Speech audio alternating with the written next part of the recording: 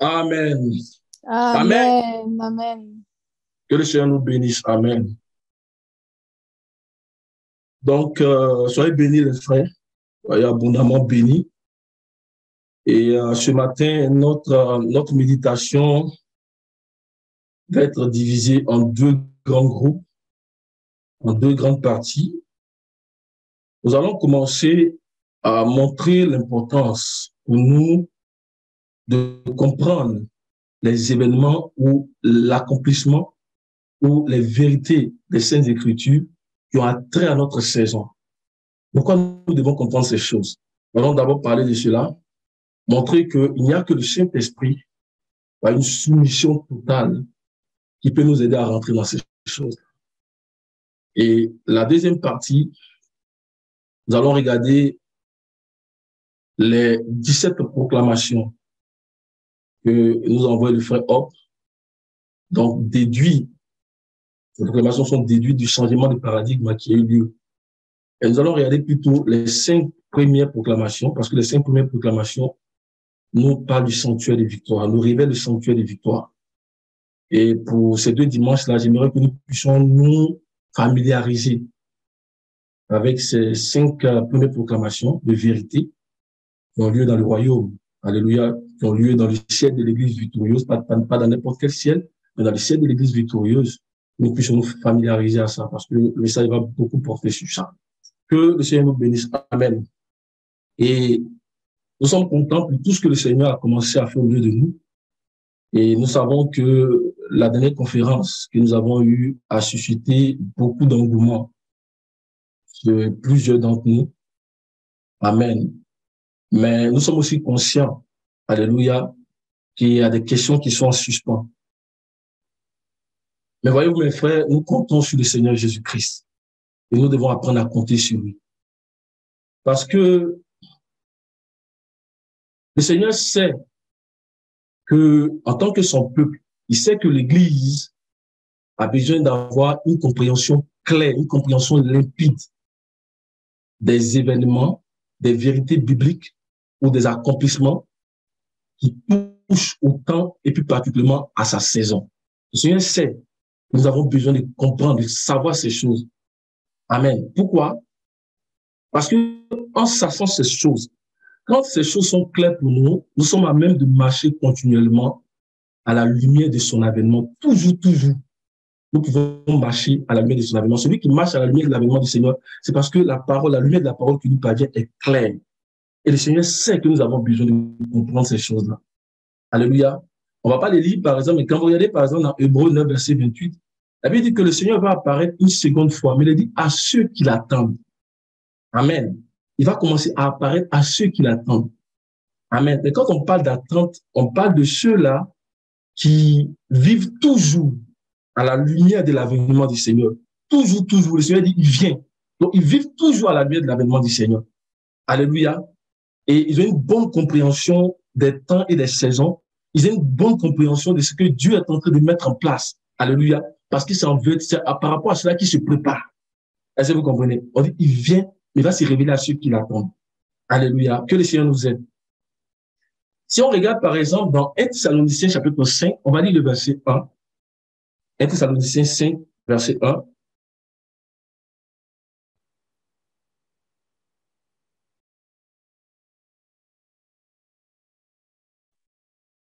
Pour ce qui est des temps et des moments, vous n'avez pas besoin, frères, qu'on vous en écrive.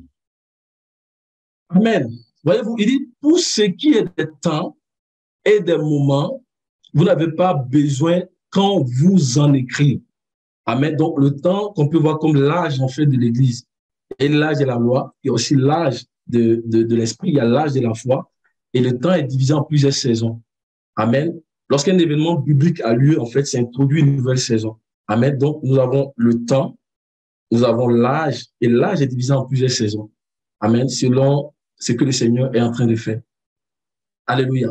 Il dit, pour ce qui est des temps et des moments ou des saisons, il dit, vous n'avez pas besoin, frère, qu'on vous en écrit. Cela signifie que quoi? Cela signifie que l'Église, alléluia, doit posséder par le Saint-Esprit une bonne compréhension, Alléluia, des événements bibliques, des vérités bibliques qui touchent au temps et plus particulièrement à la saison dans laquelle elle se trouve. Amen. Pour ce qui est des temps et des moments, vous n'avez pas besoin qu'on vous en écrit. Alléluia. Et comme on l'a dit au début, lorsque l'Église a une bonne compréhension des événements bibliques, hein, des accomplissements que le Seigneur réalise, qui a trait au temps et particulièrement à sa saison, elle a même de marcher par rapport à la pensée du Seigneur qui est révélée dans cette saison-là. Vous comprenez? Donc, on dit, elle marche à la lumière du Seigneur. Alléluia. Donc, on comprend que l'Église qui appartient au Seigneur Jésus-Christ, celle dont le Seigneur dit qu'il est le chef et l'architecte, celle dont il dit qu'il bâtit son Église dans Matthieu 16.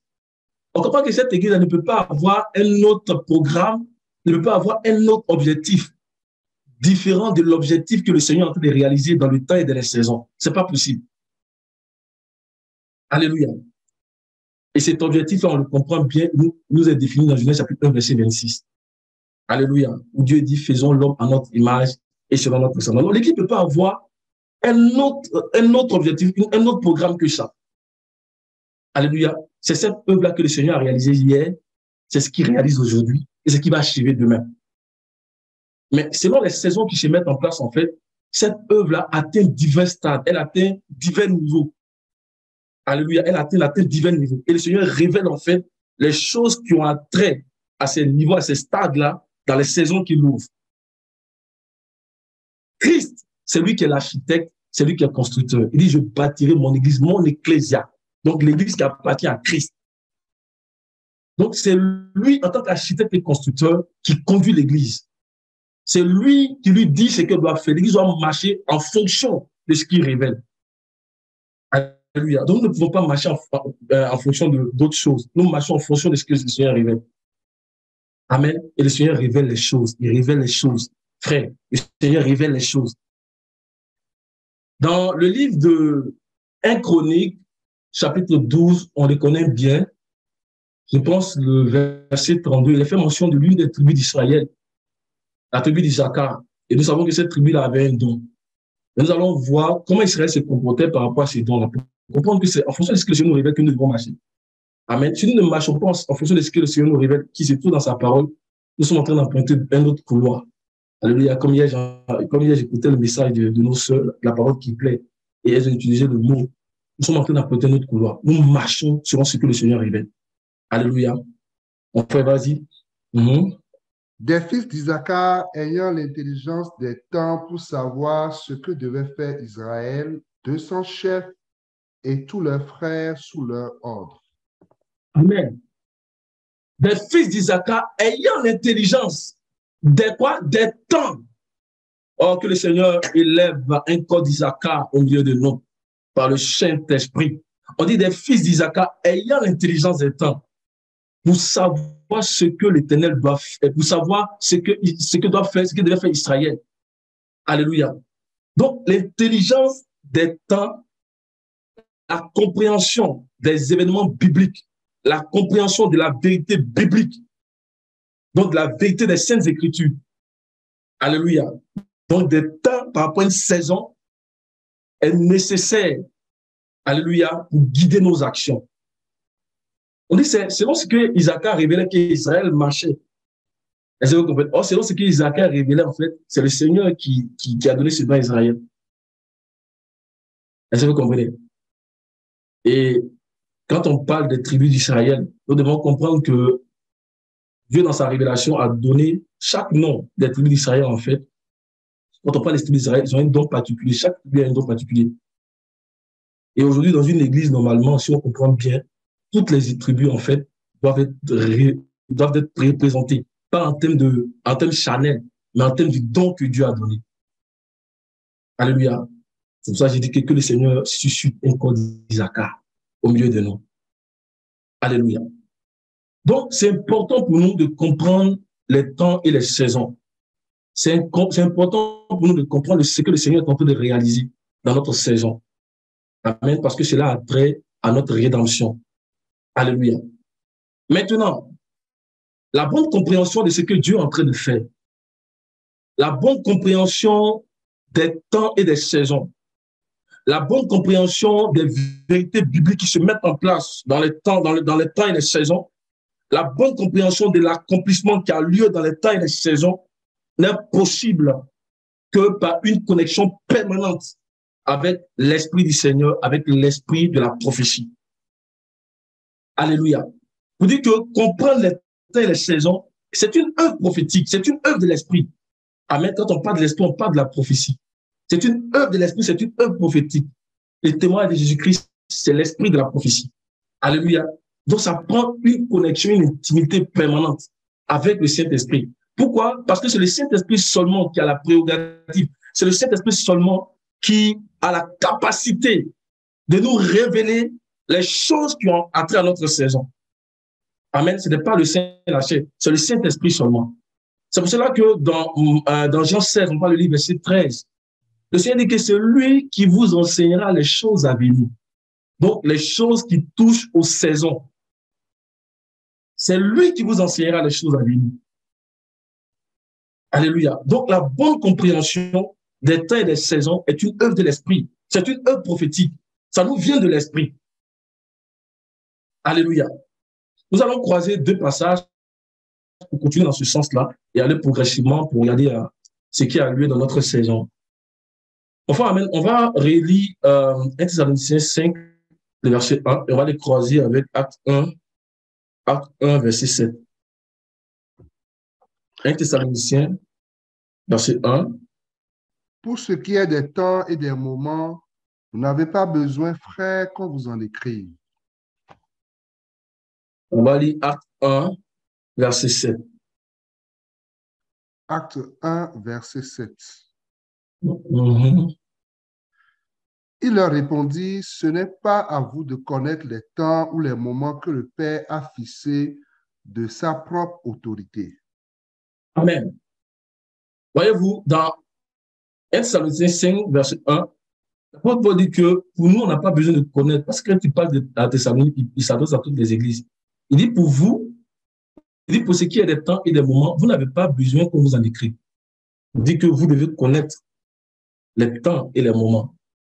Maintenant, Acte 1, verset 7, il a dit aux disciples que ce n'est pas à vous de connaître les temps et les moments que le Père a fixés de sa propre autorité.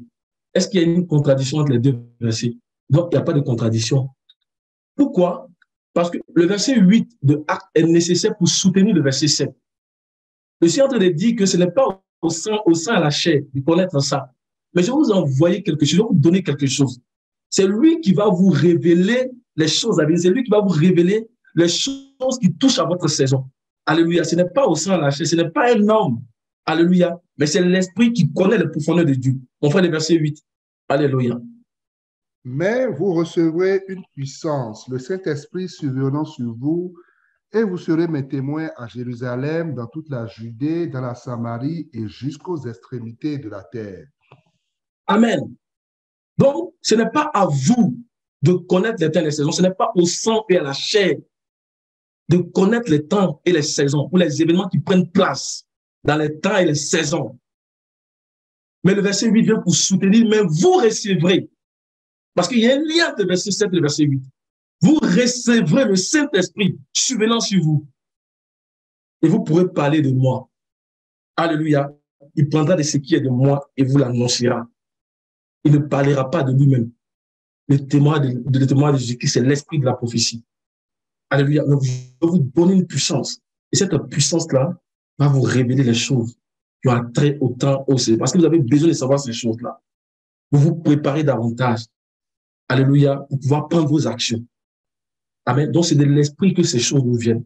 Frère, c'est pour cela que nous devons nous soumettre au Saint-Esprit. Il dit, n'attendez pas le Saint-Esprit par lequel vous avez été scellés pour le jour de la rédemption, par lequel vous avez été scellés pour l'héritage, alors que nous nous soumettons à lui.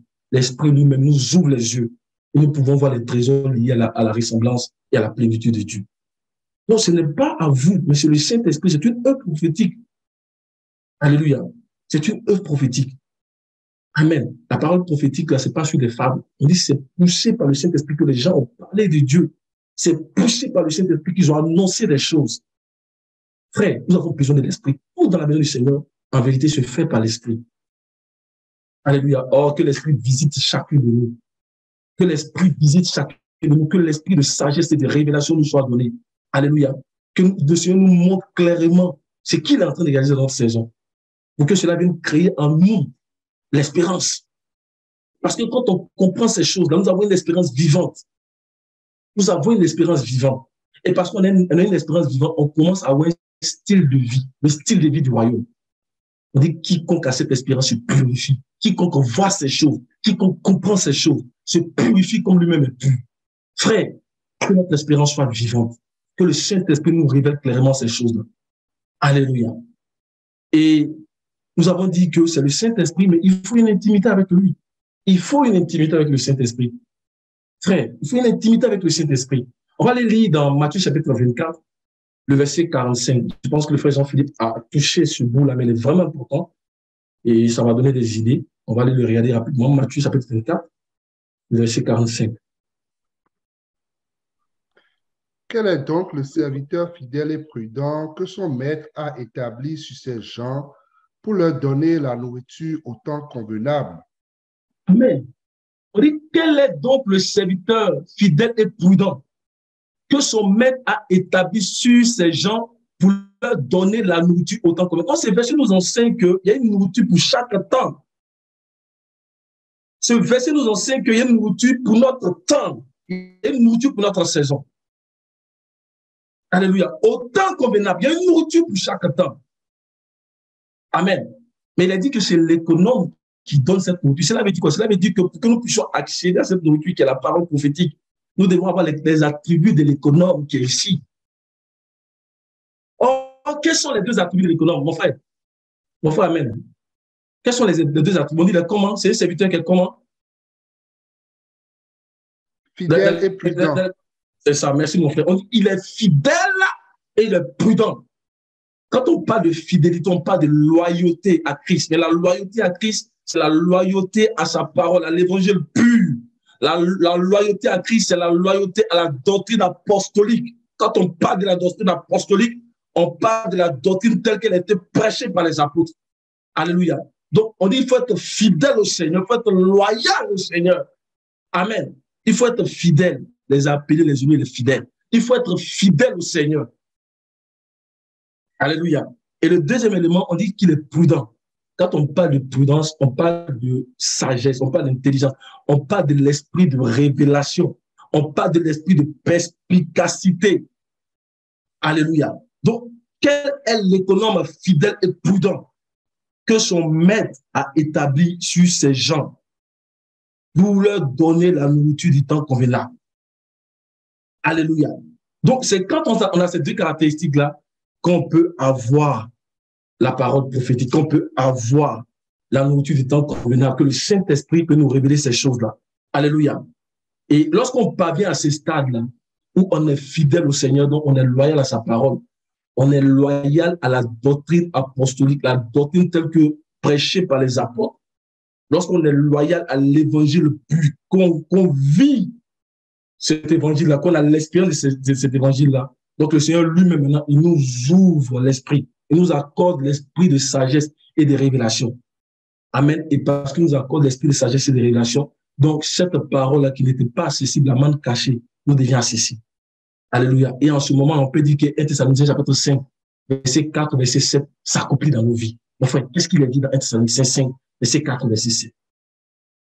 Marcher dans la lumière, frère. Alléluia. C'est recevoir la main cachée. Alléluia. Dans le verset 4, verset 7. Amen. Mais vous, frères, vous n'êtes pas dans les ténèbres pour que ce jour vous surprenne comme un voleur. Vous êtes tous des enfants de la lumière et des enfants du jour. Nous ne sommes point de la nuit ni des ténèbres. Amen.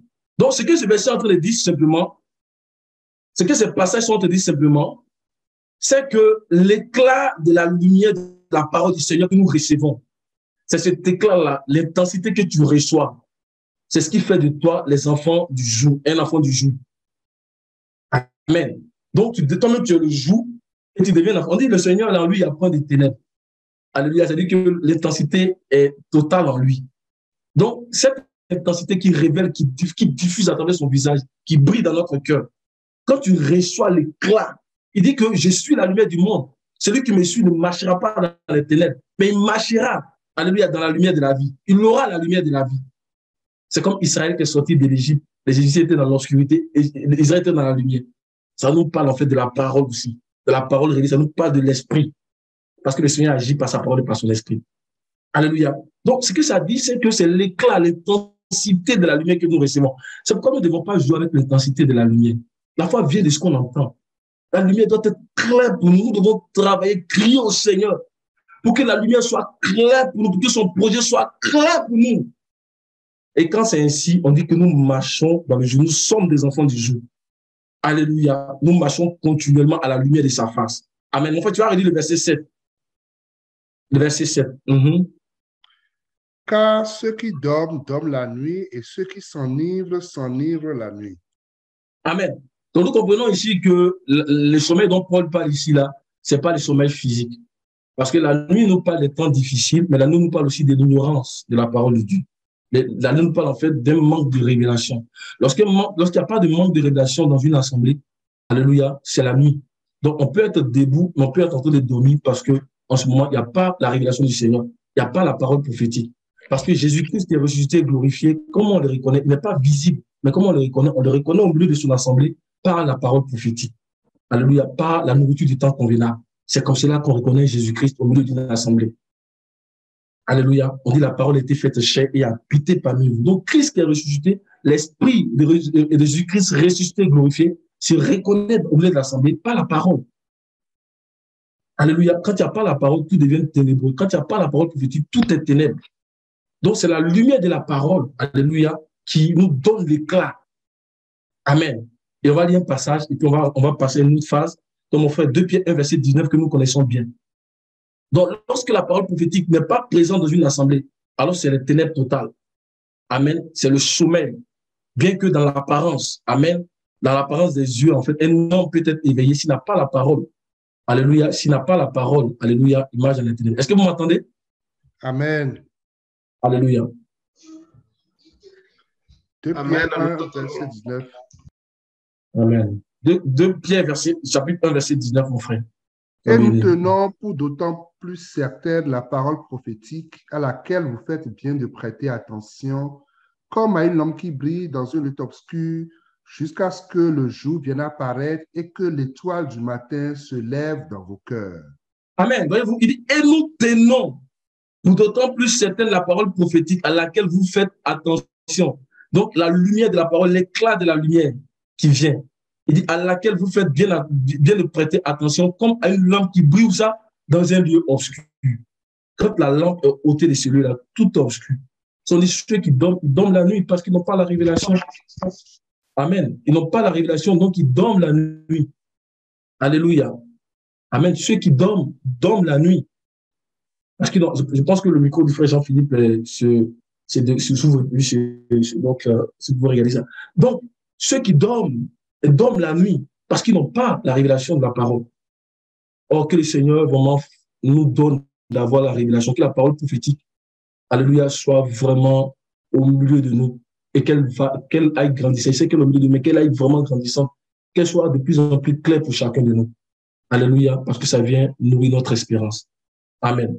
Donc, la première partie de ce message, comme je l'ai annoncé, c'était déjà pour nous montrer que le Seigneur désire que son Église ait une bonne compréhension des vérités bibliques ou bien de l'accomplissement biblique, alléluia, qui se réalise en fait dans le temps et puis particulièrement dans notre saison.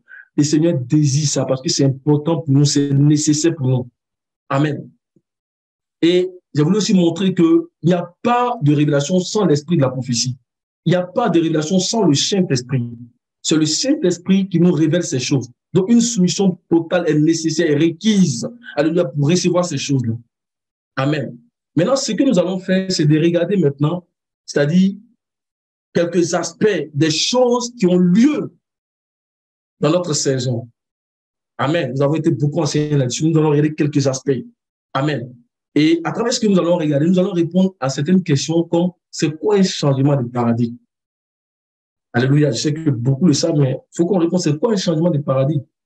Et quelles sont les implications de ces changements de paradigme? Qu'est-ce que ça apporte? Amen. Et en tant que croyant, qu'est-ce que je peux faire pour prendre part à ce changement de paradigme? Qu'est-ce que je peux faire pour faire l'expérience de ce changement? Alléluia. Et il y a 17 proclamations que nous avons reçues des frères. 17 proclamations. Quand on regarde la vérité biblique qui s'accomplit dans notre saison, il y a 17 proclamations qui découlent de cette vérité-là. Et nous allons seulement parler des 5 premières proclamations, parce que les 5 premières proclamations nous révèlent le sanctuaire de victoire, c'est-à-dire le sanctuaire que Dieu a mis en place pour nous faire grandir, pour nous faire croître, pour atteindre le trône. Donc, c'est sur ça que nous allons plus en fait nous accentuer. Donc, mon frère, Amen, tu peux présenter le fichier et puis lis seulement les 5 premiers. Et tu peux même lire l'introduction et puis les 5 premières proclamations. C'est moi qui les traduis là, je ne sais pas si c'est. Donc, s'il y a des corrections, vous pouvez l'apporter. C'est sur ces 5-là. Familiarisons-nous à cela. C'est vraiment tout ce qui a lieu, c'est-à-dire les composants du sanctuaire de victoire. Tout ce qui participe à notre victoire, tout ce qui participe à notre élévation. Alléluia. C'est vraiment important. Je pense que ça vient en continuité au message que le frère Alain a donné le dimanche passé, parce qu'il a parlé des 9 expériences. Amen. Mais quand on est rendu à la femme, alléluia, quand on est rendu dans le sanctuaire des victoires, on doit comprendre les choses qui se passent dans le sanctuaire des victoires. On doit comprendre l'arrangement, on doit comprendre la disposition que Dieu a mis en place pour nous. C'est vraiment important. Alléluia. C'est vraiment important. Mon frère, on y va? Il faut qu'il y ait un changement de paradigme à cause d'une grande victoire accomplie dans la guerre dans le ciel. Qu'est-ce qu'en termes clairs que cette grande victoire? Par cette victoire, il n'y a plus de place trouvée pour le dragon et ses anges au ciel. Quelles sont les implications de cette grande victoire? 17 déclarations de vérité introduisent la saison qui a commencé avec la chute sur la terre du dragon et de ses anges. 1. Le Dieu de paix a écrasé Satan sous les pieds de Christ, le corps, l'Église victorieuse. 2. Le dragon et ses anges ont été précipités sur la terre par le grand Michel et ses anges, son Église. 3. L'accouchement de la compagnie du Fils mâle par l'eau a commencé. Ils sont enlevés vers Dieu avec un mandat de grandir vers la plénitude. 4. Le grand dragon rouge a perdu les 7 couronnes sur ses 7 têtes. Il ne peut plus se tenir devant la femme. Et enfin, 5. La joyeuse annonce dans le ciel. Apocalypse 12, 10, 11.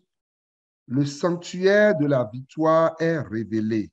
La foi en cela nous est comptée comme notre justice en cette heure cruciale. Amen. Alléluia. Merci beaucoup, mon frère. Amen. Donc, d'abord, c'est quoi un changement de paradigme? Changement de paradigme veut dire tout simplement changer sa façon de penser. Et donc, par conséquent, aussi changer sa façon d'agir.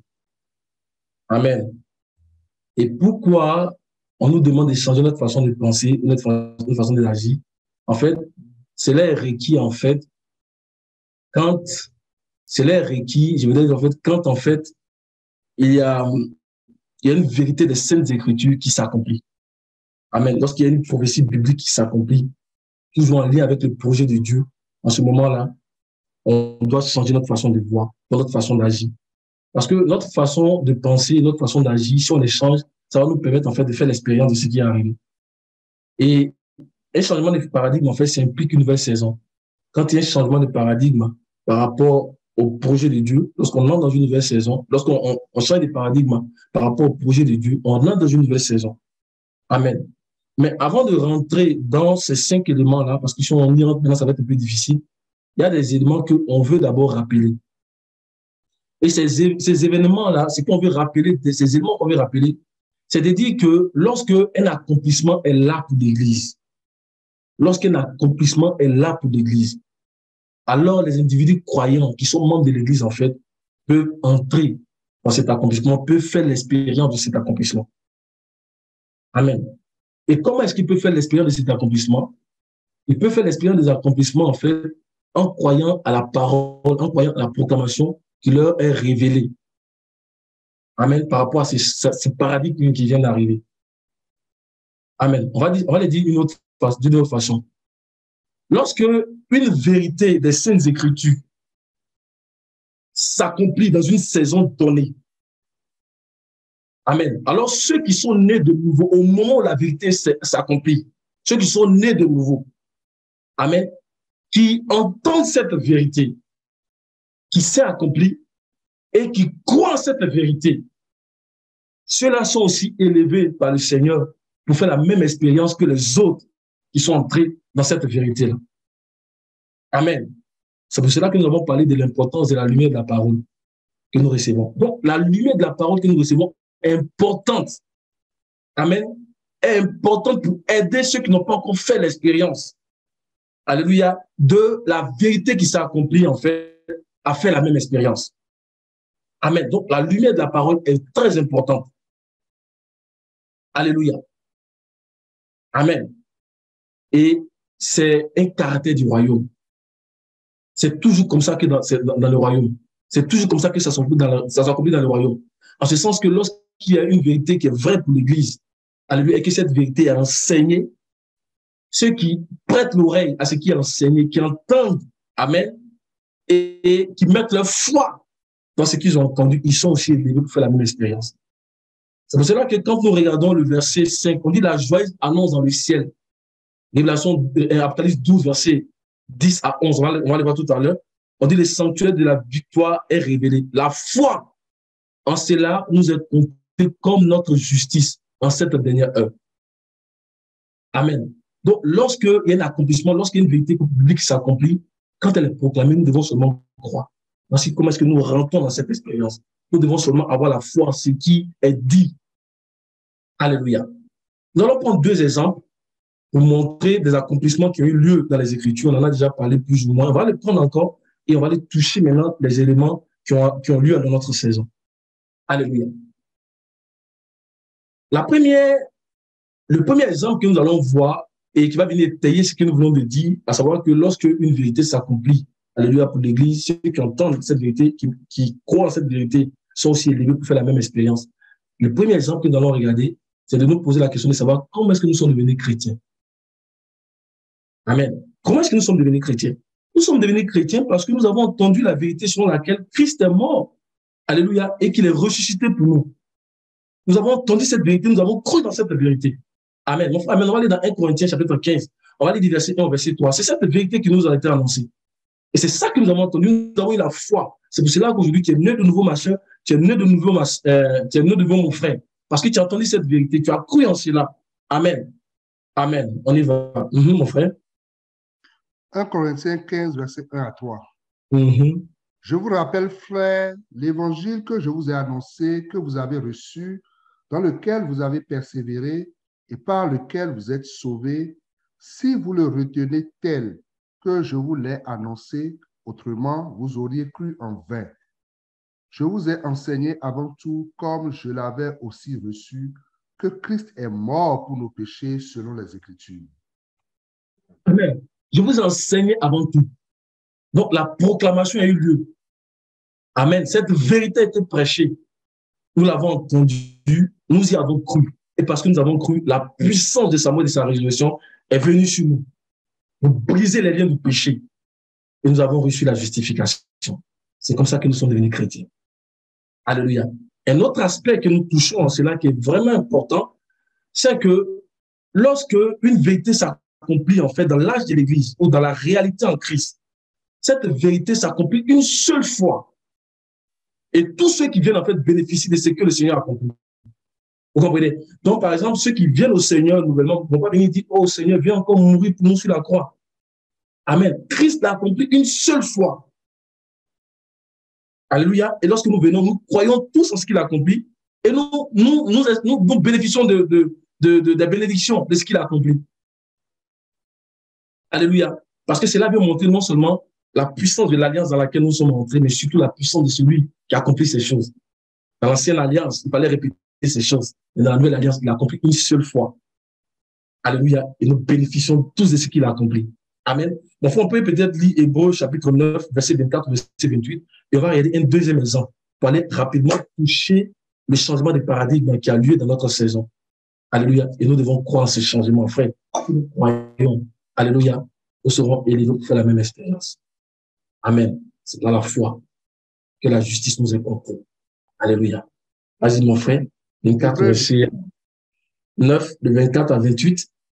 Car Christ n'est pas entré dans un sanctuaire fait de main d'homme en imitation du véritable, mais il est entré dans le ciel même afin de comparaître maintenant pour nous devant la face de Dieu. Et ce n'est pas pour s'offrir lui-même plusieurs fois qu'il y est entré comme le souverain sacrificateur entre chaque année dans le sanctuaire avec le sang étranger. Autrement, il aurait fallu qu'il eût souffert plusieurs fois depuis la création du monde, tandis que maintenant, à la fin des siècles, il a paru une seule fois pour abolir le péché par son sacrifice. Amen. Amen. Vas-y, mon frère. Et comme il est réservé aux hommes. Versets 27 et 28. Et comme il est réservé aux hommes de mourir une seule fois, après quoi vient le jugement, de même Christ qui s'est offert une seule fois pour porter les péchés de plusieurs, apparaîtra sans péché une seconde fois à ceux qui l'attendent pour leur salut. Amen. Amen. Donc, l'accomplissement a lieu une seule fois, la vérité biblique a lieu une seule fois dans l'alliance de l'évangile, et tous ceux qui viennent, en fait, bénéficient de cette bénédiction-là. Alléluia. Et le deuxième exemple que nous allons voir, nous avons déjà parlé, c'est l'exemple de la Pentecôte. Nous avons vu que la Pentecôte a eu lieu en un jour particulier. Pourquoi on dit un jour particulier? Parce qu'en ce jour-là, il y a eu uniquement 120 personnes qui ont expérimenté, en fait, cette vérité biblique qui avait été auparavant annoncée par plusieurs prophètes du Seigneur, dont le prophète Joël. Alléluia, c'était une vérité qui était annoncée. Amen. Mais quand elle a eu lieu, il y a d'abord eu 120 personnes qui ont expérimenté cela. Amen. Mais dès qu'ils ont annoncé, nous voyons que dans les Écritures, en fait, par la proclamation de ce qu'ils avaient vu, par la proclamation de ce qu'ils avaient expérimenté, la porte en même temps était aussi ouverte pour que tous ceux qui viennent, alléluia, puissent aussi expérimenter ce qu'ils ont expérimenté. Amen. Donc, ils ont expérimenté, ils ont commencé à proclamer. Amen. Et tous ceux qui entendent ce qu'ils proclament et qui croient en cela sont aussi baptisés de l'Esprit et peuvent aussi rentrer dans l'expérience, de cette bénédiction de la Pentecôte. Amen. Acte 19, on va y aller le verset 1 au verset 7. Amen. Donc, c'est par la foi que nous expérimentons ces choses. Acte 19, verset 1 au verset 7, mon frère. Pendant qu'Apollos était à Corinthe, Paul, après avoir parcouru les hautes provinces de l'Asie, arriva à Éphèse.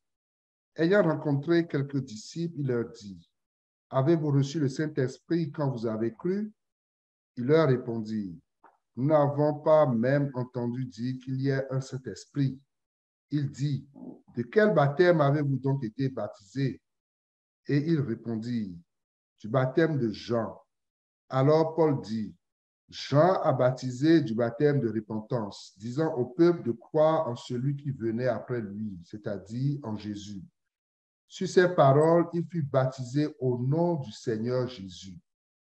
Lorsque Paul leur eut imposé les mains, le Saint-Esprit vint sur eux et ils parlaient en langue et prophétisaient. Ils étaient en tout environ 12 hommes. Amen. Nous bénissons le nom du Seigneur. Voyez-vous, on dit que Paul est arrivé dans un endroit et puis il y a eu comme 12 hommes. Mais il n'avait pas entendu cette proclamation concernant la Pentecôte. Donc, il ne pouvait pas expérimenter. C'est pour ça qu'on dit que lorsqu'un accomplissement a lieu pour l'Église, amen, ceux qui sont là au moment où elle s'est accomplie, qui entendent cette proclamation et qui croient à cette proclamation, peuvent aussi faire l'expérience de ce qui s'est accompli et rentrer dans les bénédictions de ce qui s'est accompli. Donc, Paul est arrivé et puis, eux là, les 12 là, ils ne savaient même pas que la Pentecôte avait eu lieu. Ils ne savaient même pas que cette vérité biblique avait eu lieu. Ils ne savaient même pas que cet accomplissement avait eu lieu. Amen.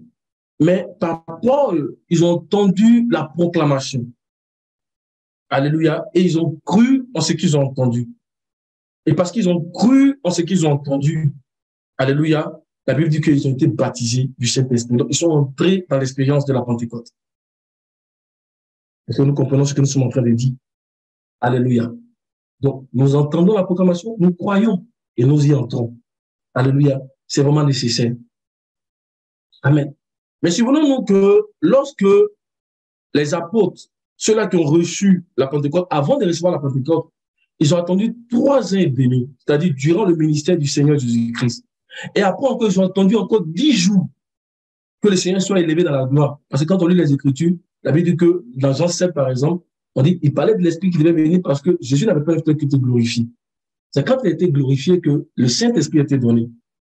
Donc, les apôtres, là, même durant le temps du ministère du Seigneur Jésus-Christ, ils parlaient du Saint-Esprit. Amen. Mais ils ne pouvaient pas rentrer dedans parce que la saison que Dieu ouvrait pour recevoir le Saint-Esprit n'était pas encore arrivée. Le Seigneur a beaucoup parlé du Saint-Esprit. Alléluia. Il a parlé du Saint-Esprit comme la provision de Dieu pour nous annoncer l'Évangile.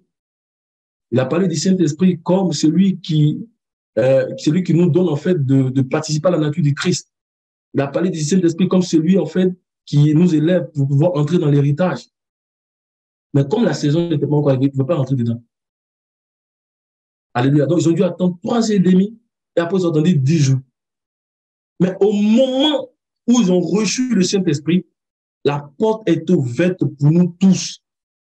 Comme on le voit dans Actes chapitre 2, verset 37 à 39, la porte est ouverte pour nous tous. Et ça, là, ça vient pour que nous fassions attention aux doctrines. Aujourd'hui, il y a des accomplissements qui sont déjà réalisés, mais certains vont te dire non, que lui, il va attendre peut-être quelques années, il n'a pas encore mis pour entrer dedans. Non. Si la personne a la foi pour avoir le baptême, donne-lui le baptême. Si la personne a la foi pour recevoir le Saint-Esprit, prie pour lui parce que nous sommes entrés dans cet accomplissement. Alléluia. Avant de lire Actes chapitre 2, verset 37, verset 39, on va dans Lévitique 26, le verset 4. Le Seigneur dit quoi? On va regarder. Il dit qu'il envoie la pluie en les saisons. Amen. Lévitique chapitre 26, le verset 4. Il envoie la pluie en les saisons. Amen. Lévitique 26, le verset 4. Je vous enverrai des pluies en leur saison, la terre donnera ses produits et les arbres des champs donneront leurs fruits. Moi, je vous enverrai la pluie en leur saison. Et donc, puisque nous étions entrés dans la pluie de la première saison, la pluie de l'effusion du Saint-Esprit, la Pentecôte, l'effusion du Saint-Esprit était là, on n'a plus besoin encore d'attendre, vous comprenez, pour rentrer dans cette réalité, parce que l'accomplissement est là. Est-ce que vous comprenez? On n'a plus besoin d'attendre, parce que l'accomplissement est là. Amen. Et comme on a dit, c'est par la proclamation que Pierre a faite le jour de la Pentecôte, disant que nous sommes entrés dans la saison. C'est par cette proclamation-là que plusieurs sont rentrés aussi ce jour-là. La Bible dit qu'il y a eu 3000 hommes en ce moment-là. L'Église s'est élevée à plus de 3000 hommes. Parce que Pierre a proclamé ce jour-là. Ils ont entendu et ils ont cru. Et parce qu'ils ont cru, ils ont été baptisés du Saint-Esprit. Pourquoi? Parce que l'accomplissement était là. Enfin, nous devons comprendre ces choses avant que nous abordons les éléments du paradigme. C'est important. Si nous croyons, que là nous élevons aussi. On fait l'expérience. C'est la foi. Alléluia. On fait Actes chapitre 2, verset 37 au verset 39. J'espère que vous me suivez très bien. Amen. Amen. Après avoir entendu ce discours, il eut le cœur vivement touché et il dit à Pierre et aux autres apôtres, « Hommes frères, que ferons-nous » Pierre leur dit, « Répentez-vous et que chacun de vous soit baptisé au nom de Jésus-Christ pour le pardon de vos péchés et vous recevrez le don du Saint-Esprit. Car la promesse est pour vous, pour vos enfants et pour tous ceux qui sont au loin en aussi grand nombre que le Seigneur notre Dieu les appellera. » Amen. Amen. Alléluia. Donc, alors Pierre dit, répentez-vous et que chacun de vous soit baptisé au nom du Seigneur Jésus-Christ pour le pardon de vos péchés. Il dit, et vous recevrez le don du Saint-Esprit. Donc, Pierre est en train de dire que ce qu'ils avaient vécu, les 120 là, disciples là, étaient maintenant là. Et que la seule condition qu'ils devaient, en fait, je vais dire en fait, réaliser pour pouvoir rentrer dans cette expérience-là, c'est qu'ils devaient se répandre. Il dit, répentez-vous. Ils devaient se confesser. Alléluia. La repentance était requise. Il dit, après la repentance, le baptême en Jésus-Christ. Alléluia. Et après le baptême, maintenant, le pardon des péchés. Il dit, et après, il dit, vous recevrez le don du Saint-Esprit. Donc, c'était déjà là. C'était juste, en fait, de se donner au Seigneur. Alléluia, pour avoir le pardon des péchés et puis maintenant d'être baptisé du Saint-Esprit. Amen. C'était tout ce qui... Mais la saison était là. Donc, on ne peut pas empêcher quelqu'un, au moment où la saison est là, de rentrer dans la saison. Maintenant, comment est-ce que les gens vont se différencier par la foi en ce qui est proclamé pour entrer dans la saison? C'est là qui va faire la différence. Et regardez le verset 37. En fait, tu vas regarder le verset 37. Parce que c'est le point focal de toute chose pour entrer dans l'accomplissement. C'est le point focal. C'est le point focal pour entrer dans l'accomplissement. L'humilité quand on entend la parole de Dieu. Alléluia. Le cœur brisé quand on entend la proclamation. C'est le point focal de toute chose. Alléluia. Vas-y, mon frère. Après avoir entendu ce discours, il eut le cœur vivement touché et il dit à Pierre et aux autres apôtres, « Hommes frères, que ferons-nous? » Amen. Donc, avoir la foi dans la parole proclamée, c'est le préalable pour expérimenter les effets de cette parole. On dit, oui, le cœur vivement touché. On ne va pas dire celui de connaître. On dit, au moment où ils entendaient la parole que Pierre est en train de prononcer, au moment où ils entendaient la proclamation qui avait lieu dans le ciel par rapport à la Pentecôte, on dit, ceux qui étaient avec connaître, ils étaient baptisés du Saint-Esprit. Entendre la proclamation, croire en cette proclamation, nous donne d'entrer dans l'accomplissement de ce qui a lieu. Alléluia. Lorsque nous sommes enseignés sur les choses relatives à une saison donnée, et nous croyons l'enseignement qui nous parvient, alors Dieu nous fait la grâce aussi de pouvoir expérimenter ce qui s'accomplit. Alléluia. Et ce que nous sommes en train de dire, nous allons donner les deux exemples, pas pour rien. Ce que nous sommes en train de dire, c'est que de même que nous avons entendu la vérité biblique, qui nous a donné de naître de nouveau, donc il nous a dit que Christ est mort et est ressuscité pour nous, qui nous a donné de naître de nouveau, et qui nous a donné aussi de rentrer dans l'expérience de la Pentecôte, qui nous a donné de rentrer dans les bénédictions de la Pentecôte. De même aussi, actuellement, il y a une proclamation dans le ciel de l'Église victorieuse. Alléluia. Pas dans n'importe quel ciel. Dans le ciel de l'Église victorieuse, il y a une proclamation qui est en train d'annoncer une nouvelle saison. Frères, soyons conscients de cela. Il y a une proclamation dans le ciel de l'Église victorieuse qui annonce une nouvelle saison. Et quelle est cette proclamation? Cette proclamation, c'est celle que nous voyons dans Apocalypse chapitre 12, verset 10. Alléluia. C'est la proclamation qui a lieu dans le ciel de l'Église victorieuse et pour laquelle, frère, nous devons avoir la foi pour pouvoir l'expérimenter. Nous allons donner dans la suite pourquoi devons-nous avoir la foi, pourquoi devons-nous l'expérimenter. C'est important. Alléluia. Mon frère, vas-y. Et j'entendis dans le ciel une voix forte qui disait, « Maintenant le salut est arrivé, la puissance et le règne de notre Dieu et l'autorité de son Christ, car il a été précipité l'accusateur de nos frères, celui qui les accusait devant notre Dieu jour et nuit. » Amen, mon père. Qu'est-ce qu'il disait maintenant le salut est arrivé? Qu'est-ce qu'il a dit avant? Il a entendu quoi? Dans le ciel, quoi?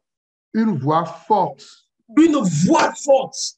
Une proclamation dans le ciel de l'Église victorieuse. Qui dit maintenant, le salut est arrivé. Maintenant, dans la saison dans laquelle vous êtes, le salut est arrivé. Alléluia. Et la puissance et le règne de notre Dieu et l'autorité de son Christ. Cette proclamation, mes frères, c'est une invitation. C'est non seulement une déclaration, mais c'est une invitation à laquelle tous ceux qui croient sont aussi appelés à expérimenter ces grandes bénédictions qui sont ici annoncées. Le salut et la puissance et le règne de notre Dieu et l'autorité de son Christ. Ceux qui croient à cette proclamation rentrent dans cette bénédiction. Alléluia. Et l'autre question que nous allons nous poser, parce que nous avons pris les 5 points, nous sommes en train de le sanctuaire de victoire.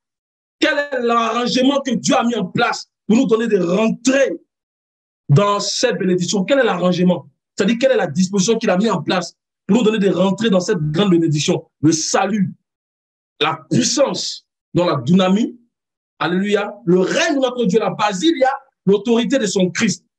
Quelle est la disposition que Dieu a mis, Dieu nous a donné, Dieu a mis en place pour nous donner de rentrer dedans? La disposition que Dieu nous a donné de nous donner de rentrer dedans, c'est la naissance du Fils mâle. Alléluia. De même que la disposition que Dieu nous a donnée pour expérimenter les bénédictions de la Pentecôte. Alléluia. Il faut recevoir le Saint-Esprit pour avoir les dons. Il faut recevoir le Saint-Esprit pour manifester le ministère pour rentrer dans les bénédictions de la Pentecôte, de même aussi l'arrangement que Dieu a mis en place pour nous donner de rentrer dans cette grande bénédiction, de cette proclamation qui a lieu dans le ciel, c'est la naissance du Fils mâle. Lorsque nous expérimentons la naissance du Fils mâle, lorsque nous rentrons dans cette bénédiction-là, par la foi. Alléluia. Donc, la proclamation, l'arrangement. Quand tu crois, Dieu te fait rentrer dans cet arrangement. Tu expérimentes le Fils mâle. Alléluia. Alors tu peux rentrer dans le salut, dans sotéria. Tu peux rentrer dans la puissance, dans dynamie. Tu peux rentrer. Alléluia. Frère, nous sommes dans une autre saison. Nous sommes dans une autre saison. Alléluia. Je vais ouvrir une petite parenthèse et on va revenir. Frère, nous sommes rentrés dans une autre saison. Alléluia. Je vais laisser la parenthèse. Je pense qu'on peut la rattraper après. Amen. Alléluia. Et on va aller dans Apocalypse chapitre 12. On va regarder cela. On va regarder le verset 1, verset 5. On fait plus attention au verset 5. Alléluia. Je vois que le temps est d'arriver. C'est pour ça que je n'ai pas ouvert la parenthèse. Alléluia. Parce qu'on ne va pas finir aujourd'hui. Amen. Un grand signe parut dans le ciel, une femme enveloppée du soleil, la lune sous ses pieds et une couronne de 12 étoiles sur sa tête. Elle était enceinte et elle criait, étant en travail et dans les douleurs de l'enfantement. Un autre signe parut encore dans le ciel, et voici, c'était un grand dragon rouge ayant 7 têtes et 10 cornes, et sur ses têtes 7 diadèmes. Sa queue entraînait le tiers des étoiles du ciel et les jetait sur la terre. Le dragon se tint devant la femme qui allait enfanter afin de dévorer son enfant lorsqu'elle aurait enfanté. Verset 5. Elle enfanta un fils qui doit paître toutes les nations avec une verge de fer. Et son enfant fut enlevé vers Dieu et vers son trône. Amen. Souvenons-nous que nous sommes en train de regarder les 5 premières proclamations de vérité qui ont lieu dans les ciels à cause de l'accomplissement, à cause de l'arrangement que Dieu a mis en place. Alléluia. Et le verset 5 nous révèle que lorsque l'enfant est né, nous voyons que Dieu même a demandé son élévation immédiatement dans le sanctuaire des victoires. Alléluia. Et nous voyons au verset 7 au verset 9, que Christ, qui est le grand Michael, il est venu et il a précipité Satan, ouvrant ainsi la porte du ciel pour rendre possible en fait la naissance et l'élévation de cette compagnie de Fils mâle. Alléluia. Donc, il a précipité Satan pour rendre en fait possible la naissance et l'élévation du Fils mâle. Amen. Mais la question que nous allons nous poser ici, c'est pourquoi est-ce que Dieu a mis en place cet arrangement? L'Église doit être consciente de pourquoi est-ce que Dieu a mis en place cet arrangement. Alléluia. Autrement dit, pourquoi est-ce que Dieu demande en fait l'élévation du fils, de l'enfant mâle qui est né? Pourquoi Dieu demande son élévation dans les sanctuaires de victoire? Pourquoi Dieu précipite le dragon et pourquoi est-ce qu'il demande son élévation dans les sanctuaires de victoire? Il y a 2 raisons qu'on va donner à cela. La première raison nous est donnée en fait dans la deuxième partie, dans le deuxième bout du verset 2 du verset 12 d'Apocalypse chapitre 12. Le deuxième bout, on va aller du verset 12, vous allez voir, donc Apocalypse 12b, alléluia, ça c'est l'une des premières raisons qui nous révèle pourquoi est-ce que Dieu a mis en place ce sanctuaire de victoire, pourquoi est-ce qu'il a élevé l'enfant mâle dans le sanctuaire de victoire. Alléluia. Apocalypse 12, verset 12. C'est pourquoi réjouissez-vous cieux et vous qui habitez dans les cieux. Malheur à la terre et à la mer, car le diable est descendu vers vous, animé d'une grande colère, sachant qu'il a peu de temps. Amen. Donc, c'est parce qu'il y a des bien dit malheur, le bien dit malheur à la terre et à la mer, car le diable est descendu vers vous, animé d'une grande colère. Frère, amen. Pourquoi? Parce qu'il a peu de temps. Amen. Donc, c'est parce que le dragon qui a été précipité, il est plein de colère. Alléluia. Parce qu'il a été précipité, il est plein de colère. Et qu'est-ce qu'il fait? Nous le voyons souvent dans le monde, il a testé son pouvoir sur toute la terre. Il teste son pouvoir partout. Parce que quand tu as été précipité, tu peux dire que tu as perdu ton pouvoir. Donc, il teste son pouvoir. Et le résultat visible de ses œuvres, ce sont les crises actuelles que nous voyons. Amen. Et nous savons qu'il veut élever en fait un empire. Apocalypse 13:2 nous dit qu'il veut élever un empire.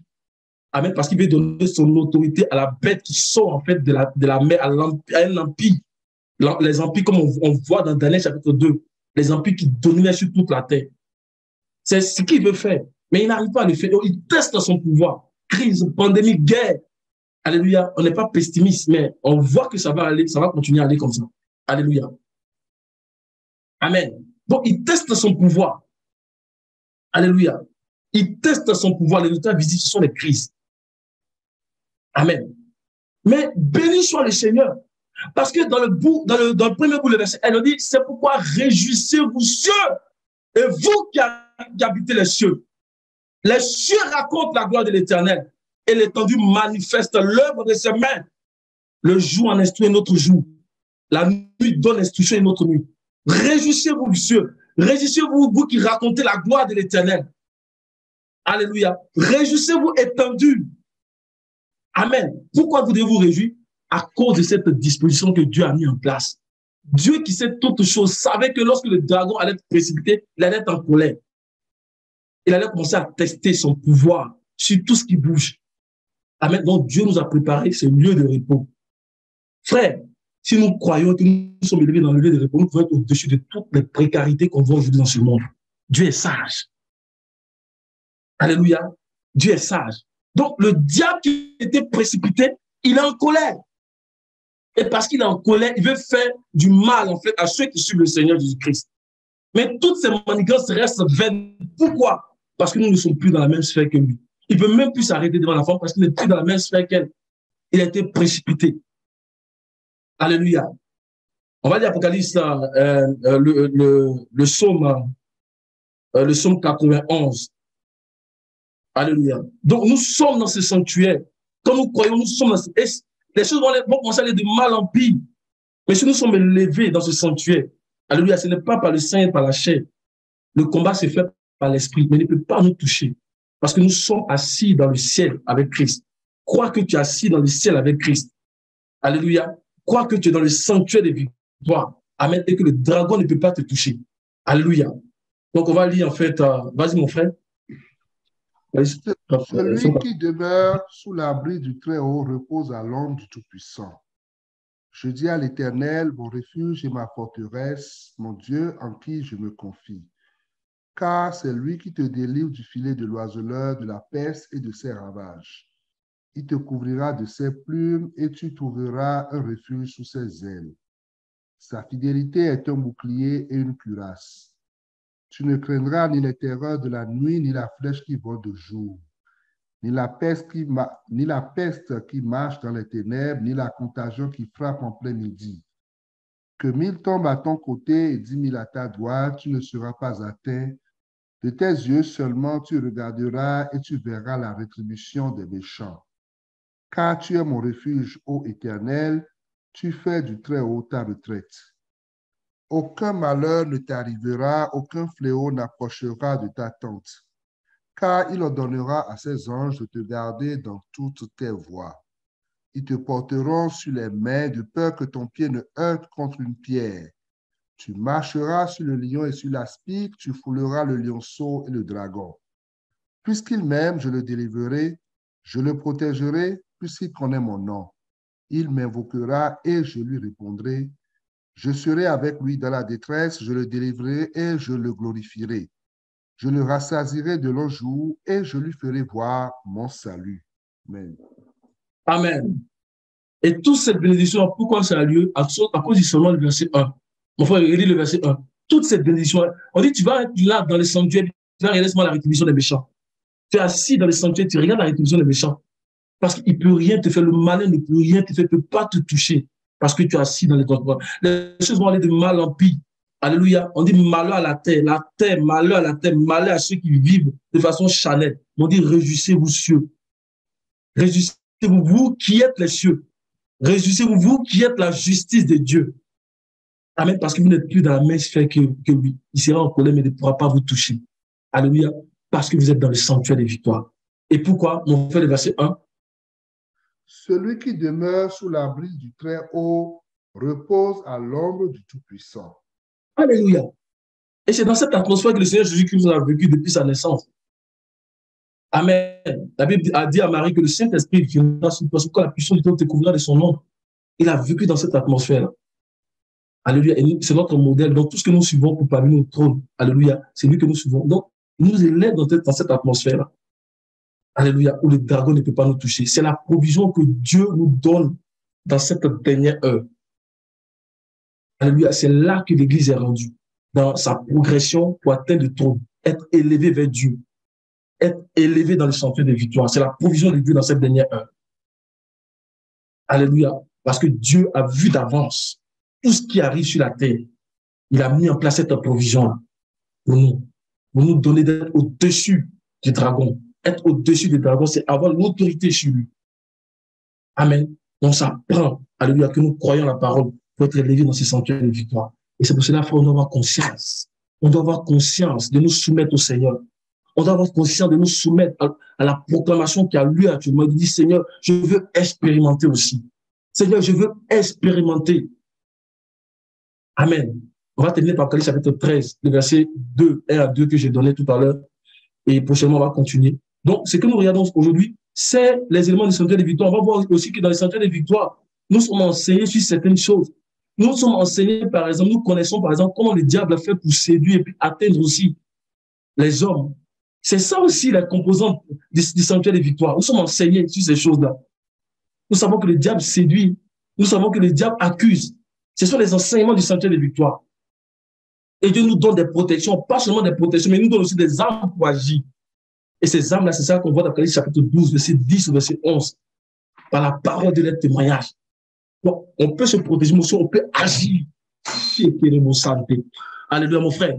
Il faut lire ce passage-là, et puis on va arrêter pour aujourd'hui. Je vois que le temps est passé. Amen. Frère, prions le Seigneur pour que nous soyons dans ces sanctuaires de victoire. Nous sommes dans ces sanctuaires de victoire. Nous sommes dans ces sanctuaires de victoire. Si nous avons la foi, nous y sommes. Nous y sommes si nous avons la foi. Amen. Parce que ce n'est pas par la force des hommes, c'est le Seigneur qui les réalise pour nous. Amen. Les choses vont aller de mal en pire. Et le sanctuaire de victoire, c'est une promesse. Vous allez voir que c'est une promesse que le Seigneur avait promis depuis à Philadelphie. Quand il dit, je vais te garder à l'heure de la tentation qui va venir pour éprouver les habitants de la terre. Le Seigneur a promis à Philadelphie de garder Philadelphie. Mais Philadelphie, c'est cette église-là qui a la foi dans la parole du Seigneur. C'est cette église-là qui est obéissante dans la parole du Seigneur. Et cette promesse-là, c'est l'élévation dans les sanctuaires de victoire.